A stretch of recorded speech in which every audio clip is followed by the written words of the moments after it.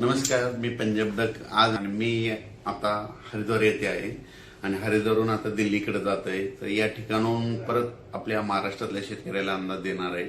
तर राज्यातल्या सर्व शेतकऱ्याला सांगू इच्छितो की तुम्ही काय करा, जशी वेळ भेटेल तशी तुम्ही शेत तयार करून ठेवा. कारण की राज्यात 18 मे पासून तर 31 मे पर्यंत धो पाऊस पडणार आहे, मुसळधार पडणार आहे. म्हणून हा अंदाज लक्षात घ्यायचा. सांगायचं झालं तर पाऊस मुसळधार कसा असणार आहे, पहिल्यांदा मुसळधार पाऊस सांगतो. 18 मे ते 30 मे दरम्यान मुंबईला अतिमुसळधार पाऊस पडणार आहे, म्हणून हे अंदाज लक्षात घ्यायचा. त्याच्यानंतर नाशिक जिल्ह्यासाठी देखील अतिमुसळधार पाऊस पडणार आहे, म्हणून हा अंदाज लक्षात घ्यायचा. पुणे जिल्ह्याला देखील मुसळधार पाऊस पडणार आहे.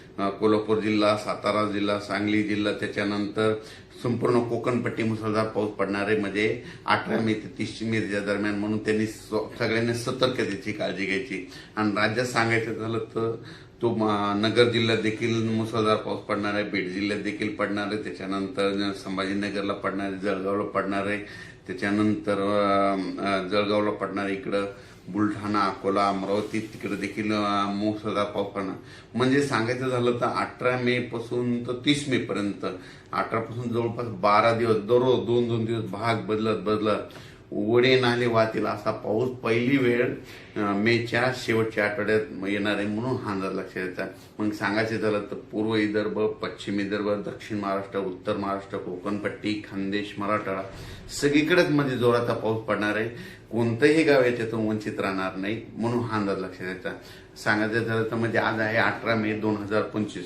म्हणजे आजपासून जवळपास 12 दिवस राज्यात दररोज वेगवेगळ्या भागात जोराचा पाऊस पडणार आहे. वड्याला पाणी येणार आहे, नाल्याला पाणी येणार आहे, नदीला देखील. म्हणजे ना त्याच्यानंतर 22 मे ते 30 मे दरम्यान नद्याला देखील पाणी येणार आहे. म्हणून हा अंदाज लक्षात घ्यायचा.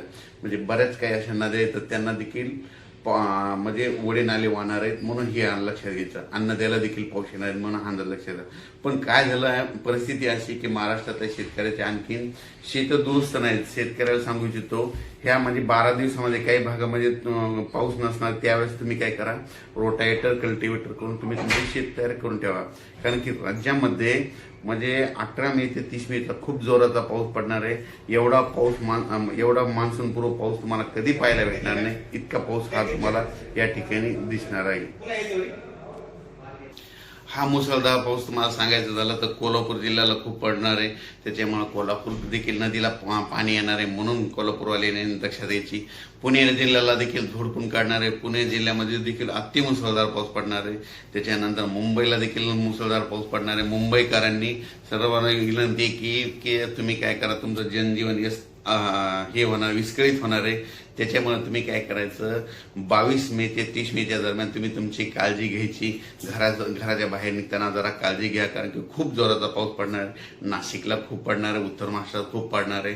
नगर जिल्ह्यात पहिली वेळ असेल की पहिल्या पावसामध्ये तुमचे ओढे नाले भरून जाणार आहे. छोट्या छोट्या बंधाऱ्यामध्ये पाणी देखील येणार आहेत. म्हणून नगर जिल्ह्यासाठी अंदाजे बाली सगळ्यात जास्त बीड जिल्ह्यात काय झालं, पाणी टंचाई असल्यामुळे बीड जिल्ह्याला सगळ्यात आनंदाची बातमी म्हणजे त्यामध्ये कडाष्टी देखील, म्हणजे त्या ठिकाणी छोटे छोटे बंधारे सगळे ह्या पावसामध्ये तुडुंब भरून जातील. कारण की इतका जोराचा पाऊस पडणार आहे. म्हणून हा अंदाज लक्षात घ्यायचा.